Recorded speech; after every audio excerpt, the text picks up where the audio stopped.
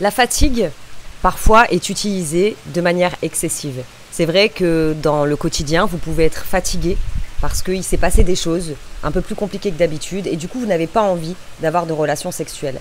Là où je veux en venir et que vous l'avez vu dans le titre, quand je dis que la fatigue parfois peut être un faux problème, vous allez voir de suite de quoi il s'agit.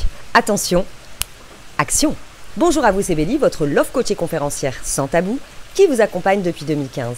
J'espère que vous avez la pêche aujourd'hui. Pour savoir si oui ou non la fatigue est utilisée de manière excessive, eh bien, je vais vous demander de faire un petit tour en arrière, dans le passé. Vous savez, lorsque vous rencontrez votre partenaire, il y a fort à parier que vous aviez une vie. Vous aviez peut-être déjà des enfants, vous aviez une vie active, vous travailliez peut-être, vous aviez aussi probablement vos tracas personnels. Ça ne vous a jamais empêché que lorsque vous vous voyez, eh bien, vous aviez des moments très charnels. À cette période-là, la fatigue n'a jamais été un problème. Et là où je veux en venir, c'est pas qu'il faille culpabiliser en se disant oui, c'est vrai qu'au départ, j'étais bien plus open, j'étais bien plus active ou actif.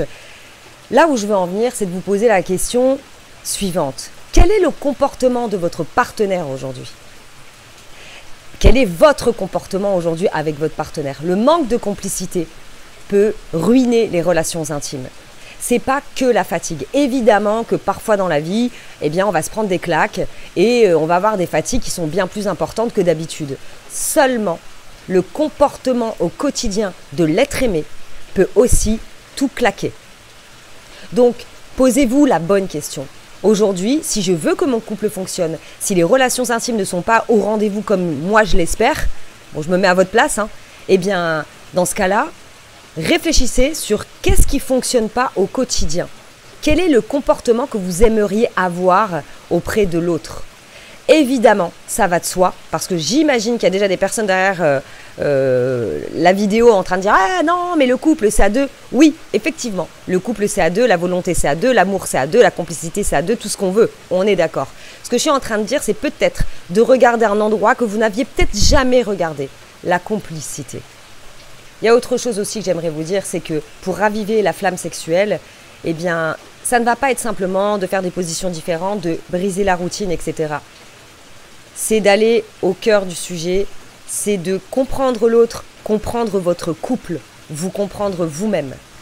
C'est pour ça que j'ai fait une formation Allumer le feu, pour allumer, raviver la flamme, parce que si vous vous aimez encore, eh bien, c'est que cette flamme existe encore, elle n'est pas éteinte.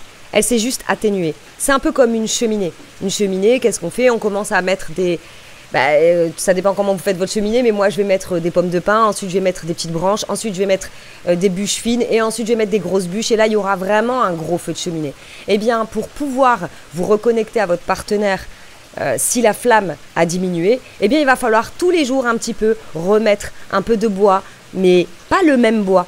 Un peu de pommes de pin, un peu de petits bois de la forêt, un peu de bûches et après des grosses bûches. Vous voyez où je veux en venir ?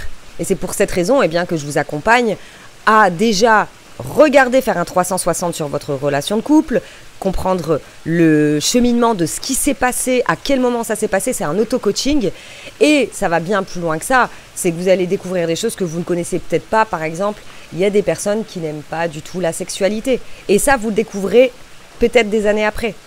Donc, si vous avez envie d'en savoir plus, ça vous coûte rien, vous cliquez sous le lien ci-dessous si vous regardez sur YouTube, au-dessus si vous regardez sur Facebook.